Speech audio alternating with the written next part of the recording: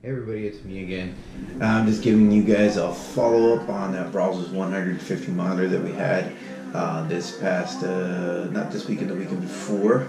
And it was great. It was an amazing experience. It's something that, wow, it's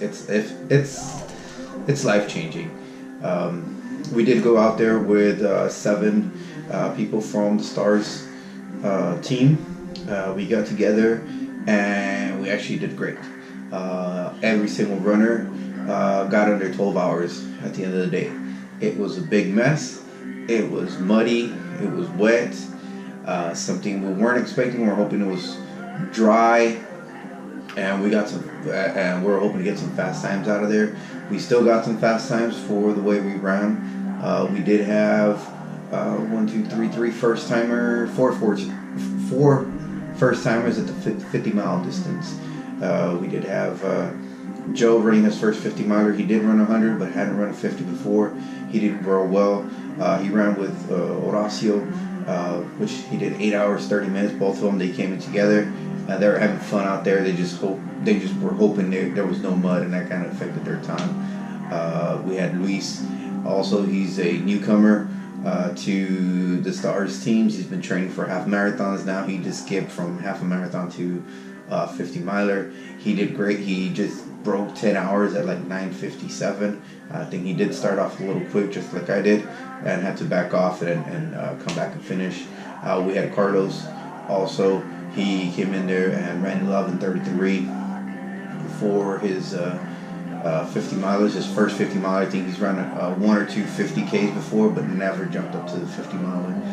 Then we had, of course, our proud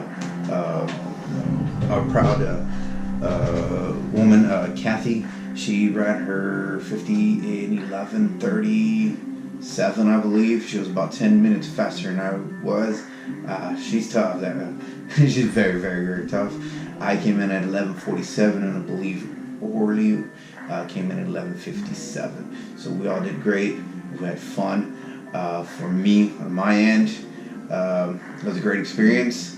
And I'll tell you, this distance is something completely different. It's something that I've never felt before, and I did struggle. I went out a little bit too fast in the first loop. First 16.7 miles were a little fast for me. I felt great. Jumped into that second loop, and I kind of fell apart.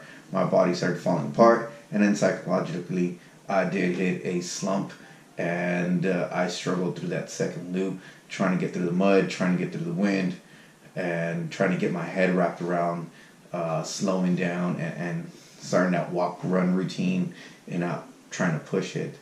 I did finish my second loop, and I did not want to continue at 33 and a half miles.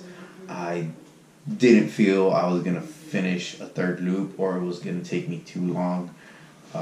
Psychologically, I was drained. That second lap really tore through me. But I did have two ladies, two of my angels.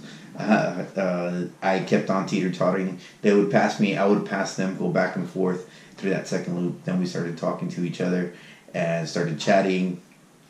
And when we finished, believe they finished right in front of me for that second loop. They went out, looked for me. They yelled at me. They said, "Get out of my tent. I better get out there. Even if I walk it, I need to get out."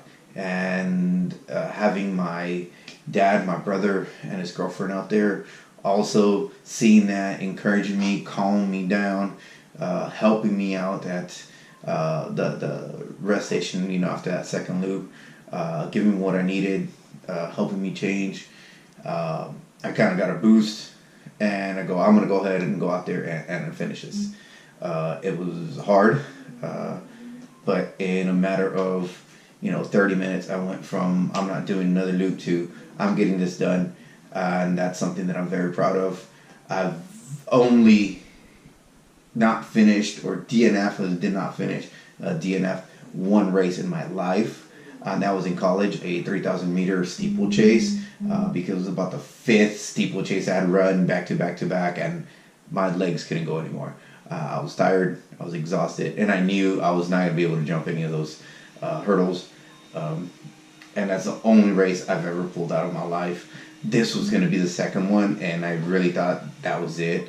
But once I got into that third loop, I got into a rhythm. I got into walk, run rhythm.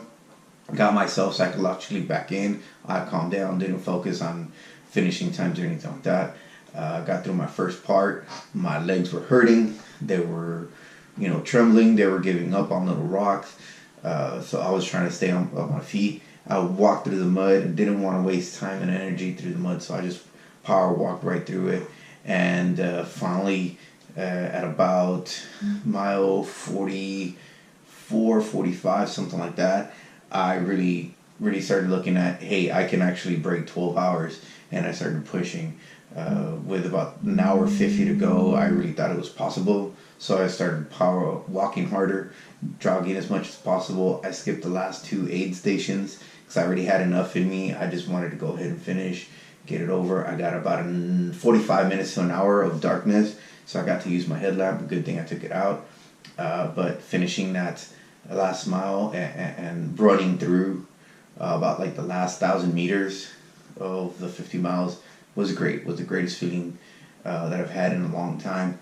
It's one of those sense of accomplishment where you believe you failed, and for somewhere deep down inside you dig deep and you find something within you to go ahead and finish and do what you went out there to do, regardless of what you're doing. Now that I did get that goal, I had said previously I wanted to run about 10 to 12 hours. I did break that 12-hour barrier, even the way I ran, so I think it was a little bit more training, a better psych now of knowing what to do, and then I think I'll be very, very prepared when I decide to go ahead and pull the trigger for another 50 miler, which, yes, I do want to go back, get another one under my belt, and eventually chase that 100 miler. But again, thanks to Stars team for being out there, for being encouraging, for inviting me and believing in me, and great job, guys. Great job in believing on everybody, and hope to see you guys soon. Also, we do have a Snowdrop 55 relay. Wanted to explain that real quick. It is a relay, 55 hours long. It's a 10-man team. I think we're going to try to do about an hour of running per runner. So each runner is going to run about an hour. And then we're going to switch off and then we get to run again. So we run an hour, rest 9, and come back. We're going to do it for 55 hours straight. It's December 30th through January 1st. So after the 50 miler, about half of us are coming back. And we're going to try to slam this 55-hour race. The team with the most miles wins. So that's up next. I'll go ahead and make another video and get you guys caught up on that. Also, I am working on the videos for Brazos 50 miler. My GoPro did run out of battery, so I'm going to take as much video as I can, and I'm going to go ahead and edit those photos into the video and add some commentary and just get it done for you guys. If you guys have any questions, let me know. See you guys next time.